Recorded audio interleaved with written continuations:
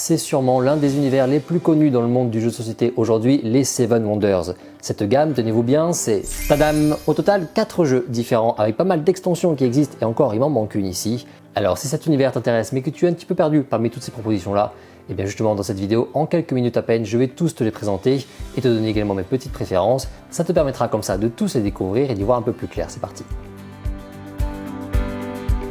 Alors l'univers Seven Wonders, c'est donc aujourd'hui en 2025 4 jeux différents, totalement séparés, on ne peut pas les combiner pour jouer ensemble. On a déjà ici le Seven Wonders de base, c'est le premier sorti.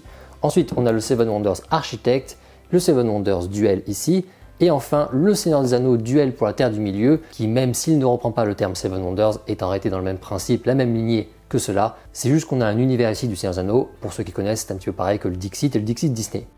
Donc on a 4 jeux dans cet univers qui n'ont pas les mêmes spécificités, qui n'ont pas non plus les mêmes niveaux de difficulté, on va le voir, mais en revanche ils ont une bonne base en commun. À l'exception du Seigneur des Anneaux qui lui a une thématique légèrement différente, notre but dans ces jeux-là, ça va être de développer notre cité antique.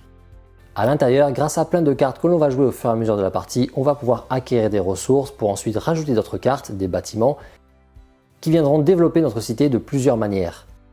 Que ce soit grâce à la science, au commerce ou encore grâce à la suprématie militaire, car oui, dans les Seven Wonders, on se fait un petit peu la guerre. Et bien sûr, c'est le titre de ces jeux Seven Wonders, on va également essayer de construire des merveilles durant la partie, des grands bâtiments très spéciaux, pour au final marquer le plus de points possible. Ça, c'est le principe général de ces jeux, à l'exception donc de celui-ci qui est un petit peu particulier. Et bien justement maintenant, on va se pencher sur chacun d'entre eux pour mieux les découvrir. Déjà, on commence avec le Seven Wonders classique, c'est le jeu de base. C'est un jeu de stratégie niveau initié, disons. Il peut se jouer de 3 à 7 joueurs avec une petite variante qui existe sur internet pour jouer à 2, quand même c'est en réalité pas très intéressant. Dans ce jeu, au début de la partie, chaque joueur va avoir une merveille qui sera sous forme d'un plateau comme ça. Et au fur et à mesure de la partie, on essaiera de construire les différents étages de la merveille. À chaque fois en payant leur coût en ressources, histoire de gagner des bonus qui nous aideront pour bien développer notre cité. Le principe du jeu est plutôt simple, c'est un jeu de draft en 3 manches, appelé âge, âge 1, âge 2, âge 3. Avec à chaque fois, au fur et à mesure des âges, des cartes qui seront de plus en plus fortes. Jeu de draft, ça veut dire que tout le monde joue en même temps, les joueurs vont avoir des cartes en main, ils vont en choisir une, la jouer et passer le reste des cartes aux voisins. Et ainsi de suite, on va continuer comme ça. Les cartes qu'on va jouer, elles seront donc de plusieurs types différents selon ce qu'elles apportent à la cité. On aura des cartes essentielles qui sont les ressources, par exemple du bois ici, pour construire en fait plus facilement les autres, des cartes points de victoire, mais aussi des cartes militaires, des cartes scientifiques et commerce pour se développer sur plusieurs niveaux. Et c'est là qu'est le cœur de la stratégie dans l'univers de Seven Wonders, peu importe la version, c'est qu'on a plusieurs façons en fait de développer la cité. Donc en fonction de ce que je joue, je vais développer de manière différente ma cité. Par exemple avec les cartes jaunes, je vais me faciliter la vie au niveau du commerce, je vais pouvoir payer moins cher mes ressources. Ou encore avec les cartes sciences ou en développant ma merveille, je vais pouvoir récupérer des points de victoire, des petits bonus. Et donc il y aura également un aspect bataille militaire avec ces cartes rouges qui elles vont pouvoir en fait me donner une suprématie militaire, histoire de marquer des points et surtout d'en faire perdre aux autres.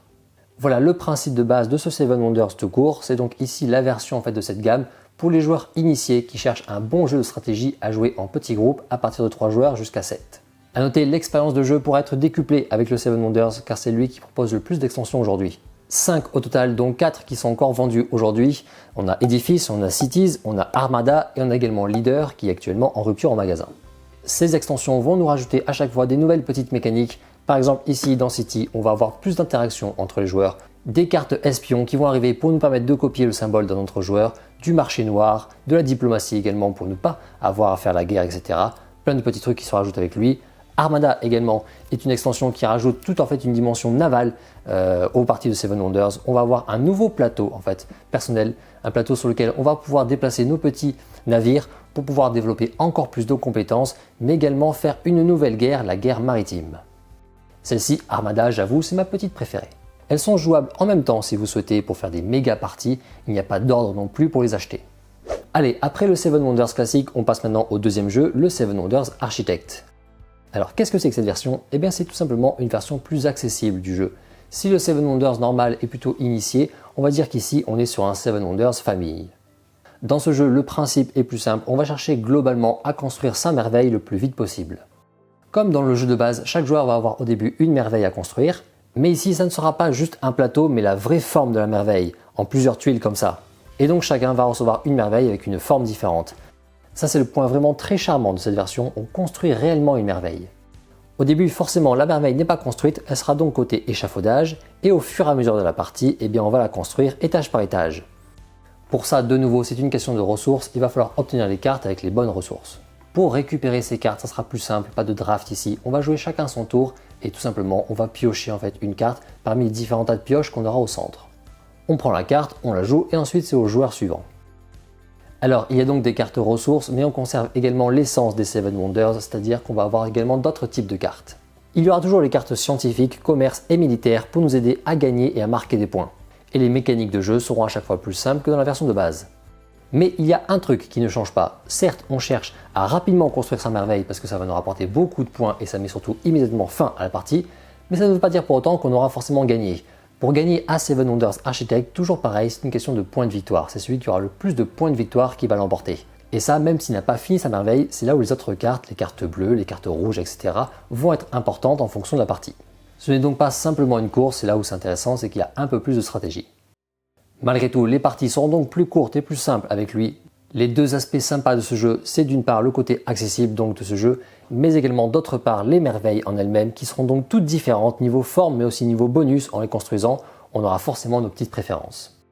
Chose pratique, celui-ci on peut parfaitement y jouer à deux, il n'y a aucun souci. Enfin, pour en finir avec lui, une extension existe, Seven Wonders Architect Medal, qui grosso modo rajoute des nouvelles merveilles mais également des objectifs qu'on aura en commun et qu'on va chercher à faire le plus rapidement possible pour marquer plus de points. Allez, on passe au troisième jeu de cet univers, le Seven Wonders Duel. Après le jeu de base et le jeu un peu plus accessible, eh bien ici, comme son nom l'indique, Duel, on est sur une version pour seulement 2 joueurs. Et c'est une version assez incroyable. Alors, on reste vraiment dans l'univers du Seven Wonders de base, on cherche toujours à développer notre cité à travers des merveilles, mais également à travers des cartes de différents types, des ressources, du commerce, de la guerre, de la science, etc. Des parties qui seront toujours également en 3 âges, âge 1, 2 et 3. Sauf qu'ici, dans cette version duel, eh bien, on va avoir 3 choses qui vont changer. Déjà, 1, la mécanique pour récupérer les cartes. Pas de draft ici, on va récupérer les cartes via une petite pyramide comme ça qu'on aura au centre de la table. On va jouer chacun à son tour et on pourra récupérer seulement les cartes qui sont par-dessus les autres. Donc dans cette version de duel, il y a un vrai aspect tactique dans le choix de la carte, car on va pouvoir savoir en fait quelle carte on va libérer à l'adversaire en prenant telle et telle carte. Deuxième chose qui change, on n'aura pas une seule merveille qu'on pourra construire, mais 4 chacune. Donc 8 au total, sachant qu'il ne peut y avoir que 7 merveilles, les 7 merveilles du monde, ce qui fait qu'il y a un des 2 joueurs qui ne pourra pas construire sa 4e merveille. Donc là, il va y avoir un petit côté course pour rapidement construire sa merveille qui nous permet de développer notre jeu.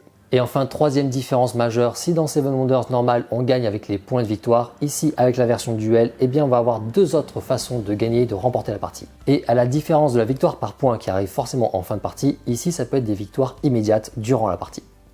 Effectivement, on va pouvoir gagner grâce à la science, donc les cartes vertes, ou alors grâce à la guerre, les cartes rouges. En collectionnant suffisamment ces cartes-là, en privant l'adversaire d'en récupérer, etc., eh bien on va pouvoir effectivement gagner tout de suite la partie. Ça va rajouter pas mal de tension et d'interaction entre les joueurs, car il va bien falloir en fait surveiller le jeu de l'adversaire. 2 extensions existent pour cette version duel, on a ici Panthéon et Agora. Dans Panthéon, ça va nous rajouter les divinités, les dieux et les déesses, qu'on va pouvoir récupérer pour obtenir leur pouvoir. Et ici, dans Agora, il y a le Sénat qui se rajoute. Il y aura une petite guerre de placement sur ce plateau, ici encore, pour obtenir plus d'avantages, pour avoir la faveur politique par rapport à l'autre. Petite préférence pour Panthéon de mon côté, très sympa l'ajout de divinité. De manière générale, le Seven Wonders Duel avec ou sans extension, c'est assez incroyable. Alors, on vient donc de voir la version duel pour le Seven Wonders, et bien justement c'est parfait pour découvrir maintenant le dernier jeu de cette gamme, le Seigneur des Anneaux Duel pour la Terre du Milieu. Le jeu un peu plus étrange de cette gamme, alors qu'est-ce que c'est? Eh bien en fait c'est tout simplement une nouvelle proposition du Seven Wonders Duel, mais avec une thématique qui sera différente, celle du Seigneur des Anneaux. Dans ce jeu, niveau thématique, niveau histoire, ça sera un petit peu différent. On ne cherche pas à construire une cité antique, mais à se développer pour contrôler la Terre du Milieu. Officiellement, un joueur va incarner Sauron et l'autre la communauté de l'anneau. Ça c'est le pitch, et c'est vrai que quand on l'entend, ça semble assez différent. Mais en réalité, eh bien non, la mécanique, le principe du jeu reste le même par rapport à Seven Wonders Duel. C'est toujours un jeu, on va chercher à se développer, à atteindre nos objectifs en récupérant des cartes et de la même manière que dans Seven Wonders Duel, c'est-à-dire toujours en les récupérant ici au centre avec ses formes plus ou moins pyramidales. De nouveau, on essaiera d'avoir des ressources qu'on va ici appeler des compétences pour développer plus facilement notre jeu, pour payer les cartes d'après.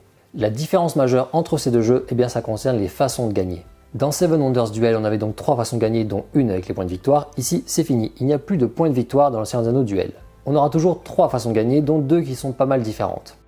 Déjà ici, on aura ce petit plateau en long qui se rajoute, c'est une course-poursuite où le joueur qui va incarner Frodon essaye en fait de rapidement parvenir au bout de la piste pour jeter l'anneau dans le feu, et l'autre qui incarne Sauron, lui, va essayer de le rattraper. Ça, c'est grâce aux cartes de couleur bleue qu'on va récupérer sur le plateau. À côté de ça, la guerre, elle, devient un peu plus un contrôle de territoire. On a un nouveau plateau central ici avec les différentes régions de la Terre du Milieu. Si on arrive à être présent partout, eh bien hop, on pourra également immédiatement gagner la partie. Avec 3 victoires qui peuvent être immédiates, c'est une version duel qui va nous demander de faire des choix un peu plus forts au niveau de la stratégie. Malgré tout, il y a donc une ressemblance importante avec Seven Wonders Duel dans la façon de jouer, de récupérer les cartes, la mécanique de jeu. C'est une version qui plaît beaucoup, même pour ceux qui avaient déjà la précédente version. Objectivement, même si je suis fan des films Seigneur des Anneaux, je dois dire que j'ai préféré la version Seven Wonders Duel à celle-ci. Voici donc toute la gamme des Seven Wonders aujourd'hui, des jeux pour différents publics, différentes configurations, des jeux plus faciles d'accès comme l'Architecte ou alors très sophistiqués, pas mal avancés comme le Seven Wonders Duel. Allez, j'espère que cette vidéo vous aura plu et vous aura aidé à y voir un peu plus clair et pourquoi pas vous aura donné envie de découvrir ces jeux-là et de les tester, c'est vraiment des super jeux à découvrir. Bref, n'hésitez pas à vous abonner si vous voulez découvrir encore plus de vidéos et encore plus de jeux. Je vous souhaite de bonnes parties et on se dit à la prochaine, ciao.